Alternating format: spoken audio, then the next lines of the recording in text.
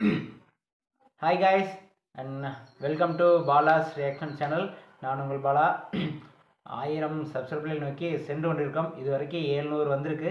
இன்னொரு 300 பேர் சப்ஸ்கிரைப் பண்ணாங்கன்னா ரொம்ப நல்லாயிருக்கும். அதுக்கு கொஞ்சம் ஷேர் பண்ணுங்கள், சப்ஸ்கிரைப் பண்ணுங்கள், பிடிச்சிருந்தா லைக் பண்ணுங்கள். அடுத்து என்ன வீடியோவுக்கு ரியாக்ட் பண்ணுங்கிறத மறக்காமல் கமெண்ட் சொல்லுங்கள். இந்த வீடியோ என்ன பார்க்க போகிறோன்னா, தமிழ் லைட் சேனல்லேருந்து சுல்லான் ரோஸ்ட் பார்க்க போகிறோம். நீங்கள் கேட்டிருந்த அதே வீடியோ தான். வாங்க வீடியோ பண்ணி பார்க்கலாம். தமிழ் லைட்லேருந்து இதுக்கு முன்னாடி தமிழ் லைட்டில் நிறைய வீடியோ பார்த்துருக்கோம். அது ஒரு வித்தியாசமாக இருக்குது. ஆனால் வந்து கெட்டாவது யூஸ் பண்ண மாட்டாங்க. நீட்டாக தமிழ் லைட் நேயர்கள் அனைவருக்கும் வணக்கம். இன்னைக்கு நம்ம என்ன திரைப்படம் பார்க்க போகிறோம் அப்படின்னு பார்த்தீங்கன்னா, தனுஷ் அவர்கள் நடிப்பில் இல்லை, தனுஷ் அவர்கள் தொண்டை கிழிய கத்தி பெரிய எக்ஸாஸ்ட் ஃபேனை வச்சு அவரை பறக்க விட்டு எடுக்கப்பட்ட சுல்லான் திரைப்படத்தை பற்றி தான் நாம் இன்னைக்கு பார்க்க போகிறோம். சந்தானம் சார் ஒரு படத்தில் சொல்லுவார், ராணுவத்தில் அழிஞ்சவங்களோட ஆணவத்தில் அழிஞ்சவங்க தான் இங்கே அதிகம் அப்படின்னு ஒரு டைலாக் சொல்லியிருப்பாரு. அந்த மாதிரி தனுஷ் அவர்களின் மிகப்பெரிய ஆணவத்தால் உருவான ஒரு திரைப்படம் தான் இந்த சுல்லான் திரைப்படம். ஏன்னா தனுஷ் அவர்கள் அதுக்கு முன்னாடி நடிச்ச படங்கள் எல்லாமே பாத்தீங்க அப்படின்னா சூப்பர் டூப்பர் ஹிட்டா அவருக்கு அமைஞ்சிருச்சு. அதனால தனுஷ் அவர் முடிவு பண்ணியிருப்பாரு, ஓ அப்ப நாம நடிச்சாலே படம் வந்து சூப்பர் ஹிட் ஆகுது, அப்ப நாம எந்த படத்துல நடிக்கலாம் அப்படின்னு நினைச்சுதான் இந்த சுல்லான் படத்துல நடிச்சிருக்காரு. அது மட்டும் இல்லாம தனுஷாரோட ஆள் மனசுல யாரோ போயிட்டு அவர் நம்ப வச்சிருக்காங்க. தனுஷ் நீங்களும் விஜய் அஜித் மாதிரி ஒரு மாஸ் ஹீரோ ஆயிட்டீங்க, அவங்க அடிச்சா மட்டும் 10 பேர் பறக்க மாட்டாங்க, நீங்க அடிச்சாலும் 10 பேர் பறப்பாங்க, அதனால நீங்களும் ஒரு மாஸ் ஹீரோ பண்ணுங்க. ஆள் மனசை மாத்தி பயங்கரமா ஒரு திரைப்படமா தான் இந்த சுல்லான் திரைப்படம் அமைஞ்சது. இந்த திரைப்படத்தை பத்தி பெருசா சொல்லவே முடியாது. ஏன்னா இயக்குனர் ரமணா, அதாவது அதுக்கு முன்னாடி விஜய் அவர்களை வச்சு திருமலை அப்படின்ற திரைப்படத்தை கொடுத்திருந்தாரு. திருமலை திரைப்படம் பாத்தீங்க அப்படின்னா விஜய் அவர்களை வேற ஒரு கோணத்துல காமிச்ச திரைப்படம். அதனால மக்கள் அந்த திரைப்படத்தை ஏத்துக்கிட்டாங்க. அது மட்டும் இல்லாம அந்த திரைப்படத்துல சொல்ற அளவுக்கு கொஞ்சம் கதை இருக்கும். அதே மாதிரி நல்ல பாட்டு, பயங்கரமான டான்ஸ், நிறைய மாஸ் சீன்ஸ், நிறைய பஞ்ச் டைலாக் பேசியிருப்பாங்க. இதை விட முக்கியமா விஜய் அவர்கள் இறங்கி லோக்கலா வசனம் பேசியிருப்பாரு. அதை பாக்குறது கொஞ்சம் வித்தியாசமா இருந்ததுனால அந்த படம் ஒரு வெற்றி படமா அமைஞ்சது. ஆனா அதே பேட்டர்னை திரைப்படத்துக்காக ரமணார்கள் திரைப்படம் பாத்தீங்க அப்படின்னா, திருமலை படத்துல விஜய் அவர்களுக்கு ஒரு தம்பி இருந்து அவங்க தம்பி ஒரு அட்டு லோக்கலா இருந்தா எப்படி இருப்பான் அப்படின்ற மாதிரி தான் சொல்லுவாங்க. அந்த படம் முழுக்க நீங்க பாத்தீங்க அப்படின்னா திருமலை படத்தை நிறைய இடத்துல ஞாபகப்படுத்தும். திருமலை படத்துல வந்து வில்லன் குரூப் ஆளுங்க இந்த திரைப்படத்திலும் வராங்க. அதே மாதிரி இந்த படத்துக்கும் வித்யாசாகர் தான் மியூசிக் அப்படின்றதுனால திருமலை படத்துல இந்த படத்தையும் அப்ளை பண்ணிட்டாரு. நானும் இந்த படத்தை பத்தி ஏதாவது ஒண்ணு சொல்லலாம் அப்படின்னு நிறைய தடவை போட்டு பார்த்துட்டேன், ஒன்னும் புரியல, காது செவிடானதான் மிச்சம்.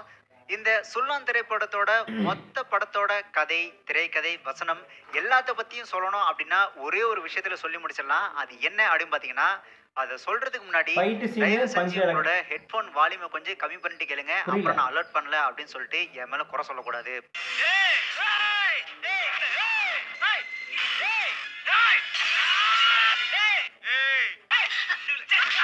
Variety variety AC இருக்காங்கப்பா.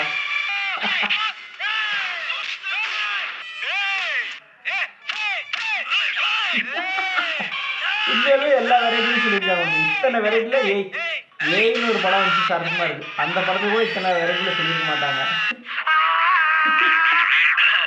இப்ப நீங்க கேட்ட இந்த ஹே அப்படின்ற ஒரு டயலாக் தான் இந்த படம் முழுக்குமே வருது. இதுதான் மொத்த திரைப்படமும் கூட.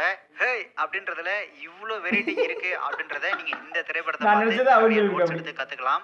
முடிஞ்சா இதில் நீங்க எத்தனை ஹே கேட்டீங்க அப்படின்றத கண்டுபிடிச்சு இந்த படத்துல தனுஷ் அவர்கள் சொல்லுவாங்க. ஆனா அது தவறான விஷயம். இந்த படத்துல தனுஷ் அவர்கள் ஒரு ஸ்பைடர்மேன் ரோல்ல நடிச்சிருக்கிறாரு.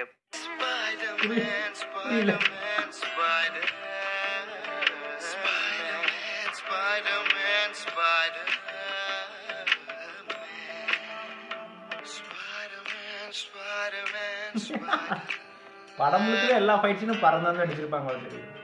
இந்த படத்துக்கு ஸ்டண்ட் கனல்கண்ணன் மாஸ்டர் தான். இவர் என்ன பண்ணிருக்காரு அப்படின்னா, தனுஷாரை வச்சு பெரிய ஸ்டண்ட் காட்சியெல்லாம் எடுக்கணும் அப்படின்றதுக்காக கல்யாணத்துல யூஸ் பண்ற பெரிய அல்முராட் ஃபேன் 4 வாங்கிட்டு வந்து 4 பக்கம் வச்சுட்டாரு.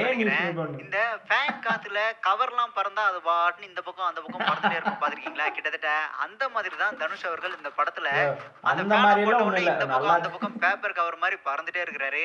நம்மளாம் விளையாட்டுக்கு சொல்லுவோம், உப்புன்னு ஊதி விட்டா பறந்துற மாதிரி இருக்கிற அப்படின்னு நம்ம விளையாட்டுக்கு சொல்லுவோம். ஆனா அதை வந்துட்டு இந்த படத்துல கனல்கண்ணன் மாஸ்டர் நிரூபிச்சிருக்கிறாரு. அந்த ஃபேனை போட்ட உடனே இவர் பாட்டுன்னு பறந்துட்டே இருக்கிறாரு தனுஷ் சார். அப்படியே பறந்து போய் கடல்ல கிடந்து அதுலயும் ஒரு காலேஜ் போகும்போது இவர் காலை தட்டி விட்டுருவாங்க. ஒரே இதெல்லாம் கால்ல என்ன நொண்டியே மாதிரி போட்டு இன்ட்ரெஸ்ட் அந்த தெரியுமா? ஒரே இந்த கால்ல இன்ட்ரெஸ்ட் அப்படியே எனக்கு நான் ஜம்ப் பண்ணி ஸ்கூல் படிக்கும்போது பறந்து போய் ஆப்போசிட்ல வந்து ஸ்கூல் ஒருத்தரோட படிக்கும்போது கழுத்துல கால் பார்த்தப்ப வைப்பாரு. பயங்கரமா இந்த ரசிச்சு காட்சியெல்லாம் கை பார்க்கும்போது தட்டிருக்கேன். எனக்கு என்ன தோணுச்சு அப்படின்னா, நீ மனுஷனே இல்ல தெரியுமா? அதுல இந்த சுமோ துரத்தும் போது பறந்து பறந்து சண்டை போறாரு ஓடி பாத்தீங்களா? போய் அந்த ஜிம்ல போயிட்டு காட்சியெல்லாம் ஜிம்ல இருந்து ஃபைட் பார்க்கறதுக்கு பண்ணுவாரு. 1000 கண் வேணும். இதெல்லாம் சொல்றதுக்கு வார்த்தையே இல்ல. இந்த படத்துல தனுஷ் அவர்களோட இன்ட்ரோ காட்சியில பாத்தீங்க அப்படின்னா, பெசன்ட் நகர் ரவிக்கும் தனுஷ் அவர்களுக்கும் சண்டை. என்னன்னா, பெசன்ட் நகர் ரவி 10 அடி அடிப்பாராம், அதை தனுஷ் வாங்கிப்பாராம். ஆனா இவரு திருப்பி ஒரே ஒரு அடி மட்டும் தான் அடிப்பாராம். நல்லா யோசிச்சு பாருங்க. பெசன்ட் நகர் ரவி பாத்தீங்க அப்படின்னா நல்லா அப்ப இருந்த பல்கா மென்டாலிட்டில ஹல்க் ஹீரோ மாதிரி எப்படி வேணா இருக்காரு. இருக்கலாம்னு அந்த நினைச்சிருந்தோம். பாடி அடிச்சா இந்த பீடி இப்பவும் வந்து ஒரே இந்த அடியில பாடி உடைஞ்சிடும். இருக்கிறவரு ஆனா அவர் இவரு தான் அடிக்கலாங்கிற ஹீரோ இல்ல. தோணுது. ஏன்னா அதனால வந்து வந்துட்டு 10 அடி வாங்கிக்கிறாரு. பாடிக்கும் திருப்பி ஸ்ட்ரென்த்துக்கும் ஒரு சம்பந்தம் 10 அடி இல்லைங்கிற அடிக்கணும் ஒரு பாத்தீங்களா? நம்பிக்கை. இவர் அந்த 10 அடி அடிக்கிறது இவரு குடுக்குற பில்டப் இருக்கு. ஐயோ எப்பா அந்த ஆனா ரொம்ப கர்ச்சீஃப் அப்படியே ஓட்டலிப்பா. நாங்களும் ஒரு பொறுமையா காலத்துல எடுத்து ரசிச்சு பார்த்த படம் பாக்கலாம். மழையிலேயே மூஞ்ச தொடச்சி பொறுமையா சுத்தி நெத்தியில கட்டி மலையில கையை மலையில எடுத்து இருக்கும்போது கட்சி நிஜமா படுத்துறான். நான்லாம் மறுபடியும் வெறுத்து நலை போய் தாண்டா போகுது. தூங்கிட்டேன். தூங்கி முழிச்சு பாக்குறேன். அப்பதான் தனுஷ் ஸ்லோ மோஷன் நடந்து வராரு. ஆனா அந்த இந்த கொடுமையை அளவுக்கு எங்களை தாங்கி அடுத்த சீன் ஏமாத்திருக்குன்னு பார்த்தோம் தெரியல. அப்படின்னா ரீசெண்டா இவர் இந்த படம் பார்க்க பெசன்ட் நகர் கிடையாது. ரவியே ஒரு அடி ஸ்கூல் படிக்கும்போது அடிக்கிறாரு. பார்த்ததுதான். அவர் அப்புறம் அப்படியே டிவில பறந்து போய் பார்த்ததுதான். விடுறாரு. அப்புறம் ரசிச்சு இதெல்லாம் பார்த்தேன். பார்க்க முடியலடா சாமி. கடந்த சில அடுத்த சீன் வருடங்களாக அவங்க வீட்டுல தான் காட்டுறாங்க. தெரிஞ்சு அவங்க கிரிஞ்சு வீட்டுல அப்படின்னு. பாத்தீங்கன்னா அவங்க அம்மா வந்துட்டு சமையல் செய்யறாங்க. அவங்க அம்மா சமையல் செய்யற விதம் இன்னும் பிரமாதமா இருக்கும். டைரக்டர் ஃபேமிலியோட சென்டிமெண்ட்டை காட்டணும் அப்படின்றதுக்காக கதைப்படி சமையல் கட்டில ஒரு காட்சி ஒன்று வச்சிருக்காரு. அதனால உடனே என்ன? இந்த ஹீரோக்கு அம்மாவா நடிக்கிறாங்க இல்லையா, அவங்களை கூப்பிட்டு நீங்க தானே ஹீரோக்கு அம்மா, சரி ஓகே சமையல் கட்டில ஏதாவது சமைக்கிற மாதிரி ஒரு ஆக்ட் பண்ணுமா அப்படின்னு சொல்லியிருக்கிறாரு போல. அந்த அம்மா கேரக்டர் பாத்தீங்கன்னா வேற லெவல் பெர்ஃபார்மன்ஸ் பண்ணிருக்காங்க. பொதுவா வீட்ல ஏதாவது சமைக்கும் போது என்ன பண்ணுவான், தக்காளி வெங்காயத்தை தனித்தனியா கட் பண்ணி ஒரு கடாயில போட்டு வதக்கி அதுக்கப்புறம் என்ன குழம்பு செய்யறோமோ அதை நம்ம பண்ணுவோம் இல்லையா. ஆனா இவங்க என்ன பண்ணிருக்காங்க அப்படின்னா, ஏதோ சமையல் கட்டுல ஒரு சீனு எதையோ செய்ய சொல்லிட்டாங்க, சரி நம்ம பாட்டுக்கு செய்வோம் அப்படின்னு சொல்லிட்டு தோசை கல்லுல வெங்காயத்தை போட்டு தக்காளியை அங்கேயே கத்தி வச்சு கட் பண்ணி போட்டுட்டு இருக்காங்க. கொத்து பரோட்டா என்ன கொத்து தோசை ட்ரை பண்ணிருப்பாங்க. நீ ஏன் பார்த்தா சாதாரண சின்ன சீன் தான். அந்த சீன்ல கொஞ்சமாவது நியாயமா பெர்ஃபெக்ஷனா எடுத்திருந்திருக்கலாம். ஆனா கொத்து பரோட்டாவும் கொத்து தோசையும் இந்த போடுற படத்துல மூணு ஒவ்வொரு இருக்காங்க. நீ வந்து கதாபாத்திரம் புரியல, உனக்கு இப்படிதான் புரியல. இருக்கணும் அப்படின்னு சொல்லி ஃபிக்ஸ் பண்ணிட்டாங்கன்னு நினைக்கிறேன். தனுஷ் பாத்தீங்கன்னா கத்திட்டே இருக்கிறது அதான் அவரோட வேலை. அதுக்கப்புறம் அவங்க அக்கா கதாபாத்திரம் பாத்தீங்க அப்படின்னா சோகமா மூஞ்சி வச்சுட்டு நெஞ்சு நக்கிற மாதிரி வசனங்கள் பேசணும், அதுதான் அவங்க வேலை. உதாரணத்துக்கு ஒரு வசனம் சொல்லணும் அப்படின்னா, அவங்களை கட்டிக்க போறவங்கிட்ட இவங்க ஒரு வசனம் சொல்லுவாங்க, நீங்க வாங்கி கொடுக்குற மல்லிப்பூல கூட எங்க அப்பாவோட வேர்வு வாசம் தான் வரும் அப்படின்னு சொல்லுவாங்க. அந்த சென்டிமெண்ட் அப்படியே அநியாயத்துக்கு புழிஞ்சு ஊத்துவாங்க. அதே மாதிரி வில்லன் பசுபதி அவரும் சலைச்சவர் கிடையாது.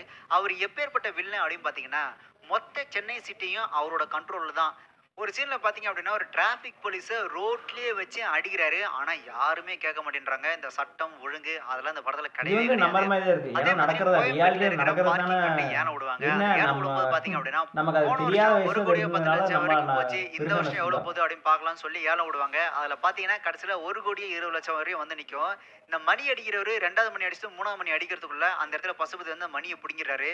அந்த மணியை புடுங்கி அந்த மணியில இருக்கிற கிளாப்பரை புடுங்கி இந்த புடுங்கி அதை புடுங்கி போட்டுறாரு. அவ்வளவு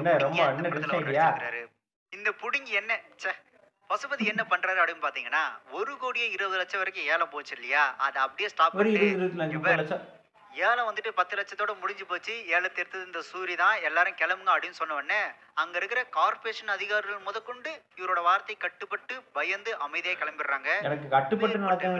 இந்த சூரி ஒருத்தர் இருப்பாரு, அதாவது திருமண படத்துல அவர் பாத்தீங்கன்னா அவரே தான். அவர் வந்துட்டு ஒரு டயலாக் சொல்றாரு, யூசுவலா நான் வாட்டர்லயே குவாட்டர் ஊத்திறேன் பாத்தியா அப்படின்னு சொல்றாரு. அட எருமை, இதுல என்ன பெருமை, நம்ம வானத்துல போற ஃபிளைட்டை மேஜிக் பண்ணி மறைய வச்ச மாதிரி வாட்டர்ல குவாட்டர் ஊத்துதெல்லாம் ஒரு விஷயம்னு சொல்லி பேசுறீங்க பாத்தீங்களா. உங்களை சொல்லக்கூடாது, இதெல்லாம் ஒரு காட்சி, இதெல்லாம் ஒரு டயலாக்னு அந்த டைரக்டர் எடுத்திருக்காரு பேரு, அவரை சொல்லணும். அதுலயும் வில்லன் பண்ற அல்டிமேட் சேட்டை என்ன அப்படின்னு பாத்தீங்கன்னா, ஒரு காலேஜுக்குள்ள வந்து ஒரு காலேஜ் ஸ்டூடெண்ட்ஸ் முன்னாடியே ஒரு வெட்டிடுறாரு. ஆனா எல்லாரும் அமைதியா இருக்கிறாங்க. இதெல்லாம் நடக்கக்கூடிய ஒரு காரியம். அடுத்து பசுபதி கொண்டாரு இல்லையா, அவரோட பணத்தை வச்சுட்டு அண்ணா சாலையில மறியல் பண்றாரு. அப்போ ஒரு போலீஸ்காரர் வந்து என்ன பணத்தை வச்சுட்டு மறியல் பண்றீங்க அப்படின்னு கேட்ட உடனே தனுஷ் சொல்றாரு, பொணாமா பாரதி பொணாமா அப்படின்றாரு. ஏன் செத்து போனதுக்கு அப்புறம் அவங்கள பணம் சொல்லாம வேற என்னையா சொல்லுவாங்க.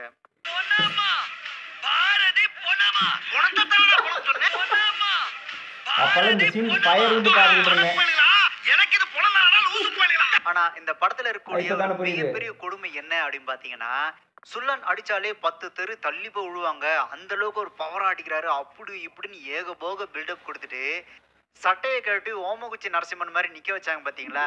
அந்த சீனை பார்க்கும்போது தியேட்டர்ல இருக்க மொத்த பேரும் சிரிச்சாங்க, என்னையும் சேர்த்து.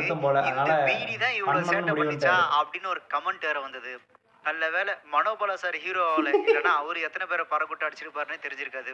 இந்த காலேஜ் ஸ்கூல் படிக்கும்போது பாத்தீங்க அப்படின்னா ஒரு சில பேருக்கு கையில நோட்டு சுத்தவே வராது. அவங்க என்ன பண்ணாங்க ஆமா. அப்படின்னு பாத்தீங்கன்னா இந்த பென்சிலு எனக்கு இப்ப வரைக்கும் அப்படின்னா இந்த வராது. அதுல காம்பஸோட விருப்பமும் ஹூக்கை கிடையாது. லைட்டா உடைச்சு கையில வச்சுக்கிட்டு அந்த ஹூக்கு முனையில நோட்டை சுத்துவாங்க. அது லாங்ல இருந்து பார்த்தா கையில சுத்துற மாதிரியே இருக்கும். அதனால அந்த தப்பு ட்ரிக்கை கிடையாது. தான் இந்த படத்துல அந்த தனுஷ் வயசுல அது அவர்கள் வந்து நியாயமா பயன்படுத்திருக்காரு. பட்டிருக்கு. அதனால கையில செஞ்சுட்டாரு. ஹூக்கை வச்சு தான் அந்த நோட்டு சுத்துற காட்சிகள் முழுக்க முழுக்க எடுத்திருக்காங்க. ஒரு வழியா படத்தோட கிளைமேக்ஸ்ல வில்லனுக்கும் தனுஷ் அவர்களுக்கும் ஜெயில சண்டை வருது. ஜெயில சண்டை வரும்போது பாத்தீங்க அப்படின்னா தனுஷ் திடீர்னு ஜெயில் பசுபதி சண்டைக்கு துரத்துட்டே வந்து ஓடுறாரு. ஆமா. ஓடும்போது கேட்டை லாக் பண்ணிட்டு ஓடுறாரு. அவர் இத்தனைக்கும் அந்த கேட்டை பூட்டு போடவே இல்லை, ஜஸ்ட் தாழ்பால் மட்டும் தான் போட்டு போறாரு. ஆனா அங்க இருக்கிற போலீஸ்காரங்க ஜெயிலர்லாம் அந்த தாழ்பாலை ஓபன் பண்றதுக்கு அவ்வளவு கஷ்டப்படுறாங்க. எப்படியோ ஒரு வழியா அது வில்லன் நீ வந்துட்டு படத்தை தனுஷ் அவர்களை பாஸ் பண்ணி ஜெயிலுக்குள்ளேயே ரீப்ளே வச்சு பண்ணி இப்படி கொண்டுறாரு. பாப்பான்னு அவங்களுக்கு கொண்டு முடிச்சதுக்கு அப்புறம் தனுஷ் தெரிஞ்சிருக்காது. அவர்களை கோர்ட்டுக்கு கூட்டு அதனால போறாங்க. எதுக்கு வேஸ்ட் இவ்வளவு சொல்லி நேரம் பண்ண எடுத்துட்டாங்க. கொடுமை நீ வேணா பத்தாதுன்னு நிறுத்தி இத்தனை அவங்க பேர் அக்கா நிறுத்தி வந்துட்டு பாப்பாங்க கிளைமாக்ஸ்ல தான் ஒரு சில எடுத்துப்பான். வசனங்கள் பேசுறாங்க பாருங்க. கரெக்டா அவங்க எடுத்துப்பான். பேசுறதெல்லாம் கேட்கறதுக்கு சத்தியமா முடியல. அவங்க ஒரு வசனம் சொல்றாங்க. இப்போ ஒருத்தவன் முன்னாடி கத்தியோட வந்தா நீ பயப்படியா அப்படின்னு கேட்பாங்க. தனுஷ் வந்துட்டு நான் ஏன் பயப்பட போறேன், அதெல்லாம் பயப்பட மாட்டேன் அப்படின்னு சொன்ன உடனே அவங்க அக்கா சொல்றாங்க அதானே நீ எப்படி பயப்படுவ, நம்ம இனமே அப்படிதானே அப்படின்றாங்க. டேய் திடீர்னு எங்கந்திரா வந்துச்சு இந்த இனம் அப்படின்றது. அதானே அதுலயும் முக்கியமா அவங்க தம்பியை பயங்கரமா மோட்டிவேட் பண்ணுவாங்க. அதாவது நம்ம நரசிம்மன் ஊர் இரண்டையும் சாமியை கொன்னது வந்து கொலைனா நீ பண்ணது கொலை, விஷ்ணு நரகாசுரனை கொன்னது கொலைனா நீ பண்ணதும் கொலை, முருகன் அசுரனை கொன்னது கொலைனா நீ பண்ணதும் கொலை அப்படின்னு சொல்றாங்க.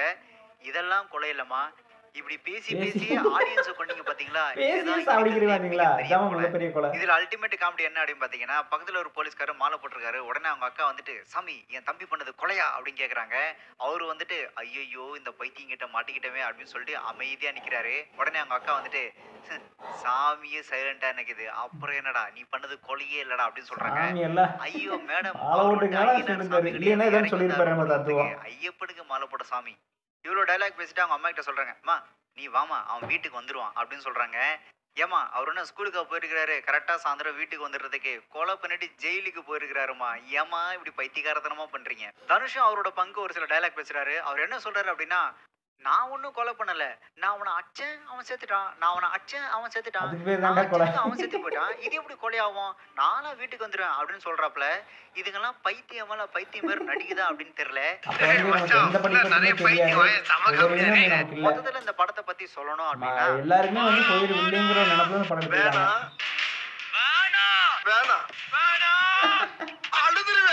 இந்த மாதிரிலாம் எடுத்து எதுக்கடா ஆடியன்ஸை கொல்றீங்க அப்படின்னு தான் கேட்க தோணுது. ப்ரோ இந்த படத்துல நடிச்ச ஹீரோயின் பத்தி எதுவுமே சொல்ல அப்படின்னு ஆமா கேட்டீங்கன்னா அதானே. இந்த படத்துல தண்டத்துக்குன்னு நடிச்சு பாட்டுக்கு மட்டும் வந்து தண்டத்துக்குன்னு வந்துட்டு போற ஒரு கதாபாத்திரம் தான் கதாநாயகி கதாபாத்திரம். ஸோ மொத்தத்துல கதாநாயகி கதாபாத்திரத்தை பத்தி சொல்லணும் அப்படின்னா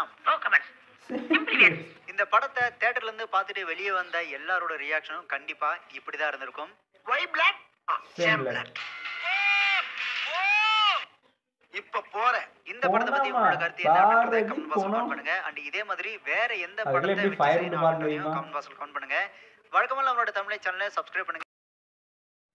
போனோமா பாரதி போனோமா இந்த சீனுக்கெல்லாம் வந்து டிவியில் பார்க்கும்போது நல்லா ஃபயர் விட்டேன். ஏன்னா இந்த படம் வந்தது வந்து நான் ஸ்கூல் படிக்கும்போது 2008 9 அந்த எந்த அந்த டைமுக்குள்ள வந்தது தான். 2011 முன்னாடி வந்த படம் தான் எல்லாம். காலேஜ் ஒரு ஸ்கூலில் வந்து 9th 10th படிச்சுட்டு நினச்சிடும். அப்போ அந்த பீரியடில் வந்த படம் தான் எல்லாம். அப்போல்லாம் வந்து நமக்கு ஹிட்டுன்னு என்னன்னு தெரியாது, கலெக்ஷனு பாக்ஸ் ஆஃபீஸ் ஹிட்டு அதெல்லாம் நமக்கு அந்த இருந்தப்போ தெரியாது. நம்ம வந்து டிவியில் போட்டாவே நமக்கு பிடிச்சிருந்தாவே அது ஹிட்டு அப்படிங்கிற ஒரு மனநிலையில் தான் அப்போ இருந்தோம். ஸோ அப்போ வந்து இது வந்து நமக்கு பயங்கரம் பிடிச்சி போச்சு. ஸ்கூல் பசங்க ஸ்கூல்லலாம் வந்து சூடான சுல்லாம் சொல்லு அந்த டைலாக்லாம் பசங்களோட ஏதாச்சும் சும்மா பசங்களோட ஜாலியாக விளையாடும் போது இல்லை சண்டை போடும்போது வந்து அப்படிங்கெல்லாம் டைலாக் பேஸெல்லாம் பயங்கரமாக விளையாண்டுருக்குறோம். அதனால் வந்து இது வந்து பயங்கர ஹிட்ரா அப்படின்னு நினச்சி பேசிக்கிட்டு இருந்தோம். அப்போ வந்து சமூக வலைதளங்கள் இல்லை, யூடியூப் கிடையாது,